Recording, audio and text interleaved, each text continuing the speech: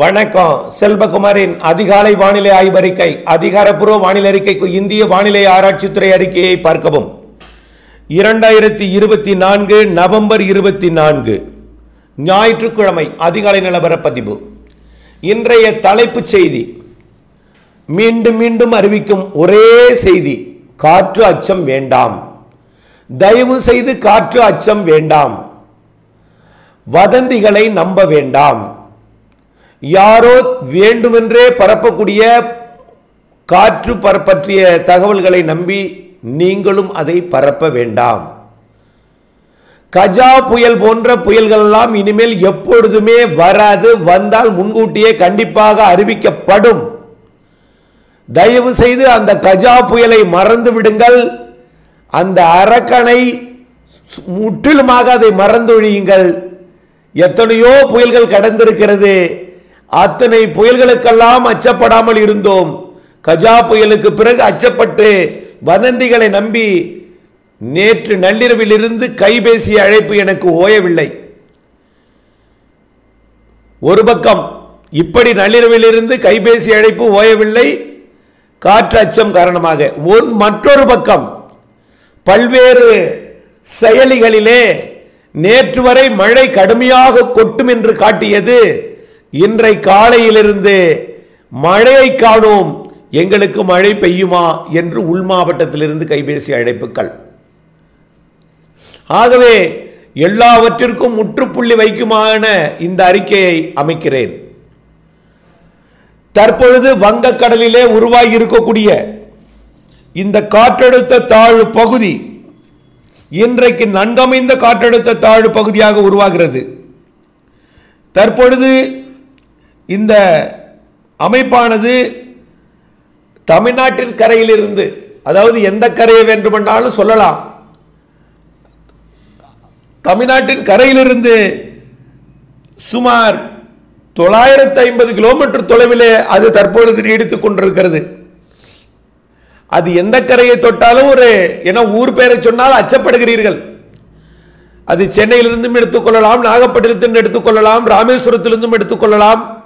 எல்லாமே 850 கிலோமீட்டருக்கு மேலிருந்து 1000 கிலோமீட்டருக்கு இடைப்பட்ட பகுதியில் மிக தொலைவாக இருக்கிறது அந்த நிகழ்வு. ஓகே, இன்றைய தேதியில் இந்த நேரத்தில் இன்றைக்கு நன்கமைந்த காற்றழுத்த தாழ்வு பகுதியாக உருவெடுக்கிறது. புரியுதுங்களா? அதற்கு பிறகு நாளை 25ஆம் தேதி காற்றழுத்த தாழ்வு மண்டலமாக உருவெடுக்கிறது. அது உண்மை. காற்றழுத்த தாழ்வு மண்டலம் என்றாலே உங்களுக்கெல்லாம் தெரியும், அதிக மழை பொழிவை தரக்கூடியது. ஆக ஏற்கனவே நாம சொல்லியிருக்கிறோம், எந்தெந்த மழை பொழிவோடு நீங்க ஒப்பிட்டுக் கொள்ளுங்கள் என்று. அதையும் நீங்க மறந்துட்டீங்க. மீண்டும் மீண்டும் வரிக்கு வரி நீங்க நகர்த்தி நகர்த்தி நகர்த்தி பார்க்கிறதுனால வரிக்கு வரி காற்று அச்சம் வேண்டாம், காற்று அச்சம் வேண்டாம் என்று வரிக்கு வரி சொல்லிக் கொண்டே இருக்கிறேன். இதுல இருக்கக்கூடிய அமைப்பை பாருங்க, பல்வேறு மாதிரிகள். அதாவது இன்று காலையிலிருந்து உள் மாவட்ட மக்கள், குறிப்பாக திண்டுக்கல், கரூர், நாமக்கல், திருச்சி, திருப்பூர் போன்ற மாவட்ட பகுதிகளில் இருந்தும், கிருஷ்ணகிரி, தருமபுரி போன்ற மாவட்ட பகுதிகளில் இருந்தும் கைபேசி அழைப்புகள், மழை பெய்யாது போல் தெரிகிறது, பெய்யுமா என்றும் புயல் அடிக்குமா என்று ஒரு பக்கம் பீதியையும் எழுப்பிக் கொண்டிருக்கிற நிலையில தற்பொழுது இந்த அமைப்பு எப்படி தீவிரமடையும் என்பதையும், எப்படிப்பட்ட வானிலை அமைப்பை ஏற்படுத்தும் என்பதை விளக்குகிறேன். பொதுவாக பலவற்றை மனதில் வைத்திருப்பேன், சொல்ல வேண்டிய கடமைக்கு தள்ளப்பட்டிருக்கிறேன். ஏதுமில்லை, புயல் அச்சமோ காற்று அச்சமோ தூக்கி எறிந்து விடுங்கள், எதுவும் மனதில் வைத்துக் கொள்ள வேண்டாம். நிகழ்வு இலங்கைக்கு தெற்கு புறமாக வரும். இது காற்றழுத்த தாழ்வு பகுதியாக தெற்கு புறமாக வரும். இலங்கைக்கு தெற்கு புறமாக, தென்கிழக்கு புறமாக, அதாவது கல்முனை பகுதியை ஒட்டி வரும் பொழுது அங்கே இருக்கும் நம்முடைய இனத்திற்குரிய படத்தை பாருங்க. கடல் நீரோட்டம், கடல் நீரோட்டம் எங்கிருந்து வருகிறது? ஏன் நிலநடுக்கோட்டு இந்திய பெருங்கடல்ல நிகழ்வு உருவாகிறது? ஏன் சுமத்ரா தீவு அருகே நிகழ்வு உருவாகிறது என்று பார்த்தீங்கன்னா அதில் புரியும். அரபிக்கடலின் தெற்கு பகுதியில் இருக்கக்கூடிய நிலநடுக்கோட்டு இந்திய பெருங்கடல் வெப்பத்தை சுமத்ரா தீவு வரை கடத்துகிறது நீரோட்டங்கள். அதே போல கொல்கத்தா பகுதியில் இருக்கக்கூடிய நீரோ வெப்பத்தை அங்க இருக்கக்கூடிய 30 டிகிரி 31 டிகிரி 30 டிகிரி 31 29 30 டிகிரி வெப்பத்தை 30 டிகிரி இருந்தது 30 டிகிரி வெப்பத்தை தமிழ்நாடு வழியாக, அதாவது ஒட்டுமொத்த கடலோரம் வழியாக இலங்கை வழியாக வெப்பத்தை கடத்தி கொண்டு வருகிறது. ஆக எங்க வெப்பம் உயர்கிறது? நிலநடுக்கோட்டு இந்திய பெருங்கடலிலும் தெற்கு மத்திய வங்கக்கடல் தெற்கு வங்கக்கடல் பகுதியில் உருவாகிறது அதிகமான வெப்பம். இதனால நிகழ்வு அங்கே உருவாகிறது. இதனால நிகழ்வு தீவிரம் அடைகிறது. அடுத்தடுத்த நிகழ்வுகள் உருவாவதற்கு இடமாக சுமத்ரா தீவு பகுதி அமைய போகிறது. Right, okay. இப்ப இந்த நிகழ்வு இலங்கைக்கு அருகே வரும் பொழுது அங்க இருக்கக்கூடிய வலுவான வெப்ப நீரோட்டம், கடலுக்கடியில பயணிக்கக்கூடிய வெப்பத்தை கடத்தக்கூடிய, நாம வெந்நீர் பாலிலாம் வைக்கும் பொழுது ஒரு கம்பி போல் அங்குமிங்கும் நனையும், அப்படிப்பட்ட அந்த ஒரு வெப்ப நீரோட்டம் வலுவாக வரும் பொழுது அங்கே காற்றழுத்த தாழ்வு மண்டலமாக தீவிரமடையும். தீவிரமடைஞ்சு அந்த நீரோட்டம் எங்க வருது பாருங்க, இலங்கையை ஒட்டி வருது. ஓகே, இது எதுக்காக நான் சொல்றேன்னா, மழை உண்டு என்பதற்காக சொல்றேன், புரியுதுங்களா? மழை உண்டு என்பதற்காக பல்வேறு மாவட்ட பகுதிகளில் மழை விலகிவிட்டதோ மழை பெய்யாதோ என்கின்ற சந்தேகப்படுபவர்களுக்கு மழை உண்டு கண்டிப்பாக என்பதை அழுத்தம் திருத்தமாக அறிவிக்கிறேன். அது எங்கே வருகிறது? தமிழ்நாட்டின் கரையை ஒட்டி வருகிறது. மழை தரும் நிகழ்வு, மழை தரும் நிகழ்வு. காற்றச்சத்தை தூக்கி எறிந்து விடுங்கள்.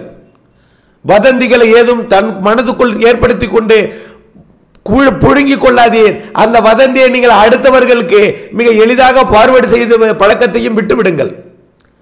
அடுத்தபடியாக காற்றழுத்த தாழ்வு மண்டலம் தான். இதுக்கு மேல புயல் என்கின்ற வார்த்தையை நான் உபயோகப்படுத்தல 2 நாளாவே. நல்லா பார்த்துக்கணும், பேரோ எதுவுமோ நான் போடல. ஆகவே அது மண்டலமாக உருவாகி இலங்கை அருகே வரும்பொழுது அது புயலாக மாறினால் அது தமிழ்நாட்டுக்கே வராதுங்க. அப்படின்னா உடனே மழை பெய்யாதா சார்னு கேட்கக்கூடாது. தமிழ்நாட்டு கரையை தொட்டுக்கொண்டே விலகி போகும். சார் மாறுமா, புயலாக மாறுமா? மாறுவதற்கு வாய்ப்பு குறைவு. காரணம், அதற்குள்ள அமைப்பையும் அதிலே இருக்கு. அதாவது புயலாக மாறினாலும் செயலிழந்துதான் கரை கடக்கும் சொல்லியிருக்கேன் ஏற்கனவே, புரியுதுங்களா? தமிழ்நாடு வந்தால் அது செயலிழந்த ஒரு மண்டலமாக, மழையை தரும் மண்டல அமைப்பாக தான் வரும், புரியுதுங்களா? அது உயரம் அதிகமாகும் பொழுது மேலே இருக்கக்கூடிய ஜெட் ஸ்ட்ரீம் மேலடுக்கல சுமார் 5000 மீட்டர் உயரத்திலிருந்து அப்படியே படிப்படியாக காற்றோட வேகம் மேலே கூடுதலாக இருக்கும். 10,000 மீட்டர்ல மேலே 5-10 கிலோமீட்டருக்கு மேலே இன்னும் கூடுதலாக இருக்கு. அது எங்க இருக்கு?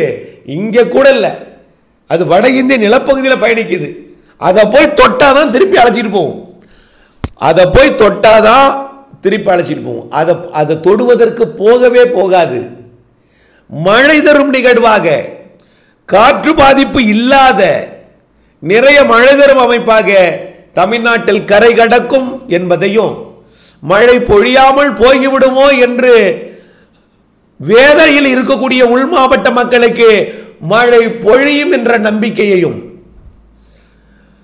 காற்று அச்சம் பீதியை ஏற்படுத்திக் கொண்டிருக்கூடிய டெல்டா மாவட்ட மக்களுக்கு காற்று அச்சம் வேண்டாம் என்கின்ற அழுத்தம் திருத்தமான ஆணித்தரமான அறிக்கையையும், மழை தரும் நிகழ்வாக தமிழ்நாடு கரை வரும், மழையை நாளை 25ஆம் தேதியிலிருந்து தொடக்கும் மழை தரும் நிகழ்வு வானிலை அறிக்கையை உங்களுக்கு எப்பொழுதெல்லாம் சந்தேகம் ஏற்படுகிறதோ அப்பொழுதெல்லாம் வானிலை அறிக்கையை பார்த்து பயன்பெற, நம்முடைய அறிக்கையை பார்த்து பயன்பெற, தேவையில்லாமல் வதந்திகளை பரப்பும் அதாவது ஒரு நம்முடைய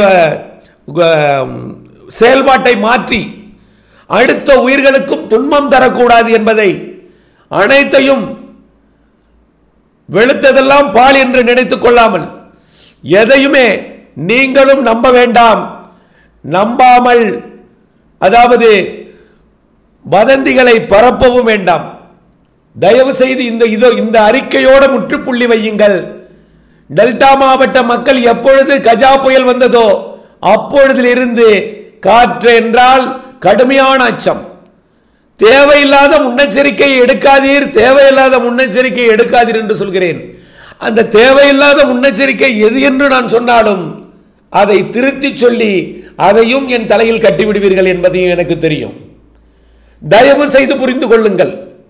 உங்களுக்குடைய அச்சம் போக்கவே, உங்களுக்கு உதவியாக இருக்கவே நான் இருக்கிறேன். அச்சத்தை போக்கி அறிக்கையுடன் இணைந்திருந்து தேவையான முன்னெச்சரிக்கை மட்டுமே எடுக்க வேண்டும், மழைக்கு மட்டுமே என்பதை தெரியப்படுத்த கடமைப்பட்டிருக்கிறேன். அந்த மழையும் டெல்டாவிற்கு வலுவாக வந்தால்தான் உள்ளே கொஞ்சம் வலுவாக கொஞ்சம் குறைக்கிறது. ஆகவே அவர்களுக்கு மழை தேவை. உங்களுக்கு பெய்தாலும் வடிய விடும் அளவிற்கு வடிகால் வசதியை ஏற்படுத்திக் கொள்ளுங்கள் என்றுதான் சொல்கிறேனே தவிர வேற எந்த முன்னெச்சரிக்கையும் எடுத்துக்கொள்வதற்கு நான் எந்தவித வழிகாட்டுதலையும் வழங்கவில்லை என்பதையும் உறுதிபட தெரிவிக்கிறேன். தொடர்ந்து அப்டேட்ஸுடன் இணைந்தே இருங்கள். மாறுதல் அறிந்து பணி செய்து லாபம் அடைந்திடுங்கள். நன்றி.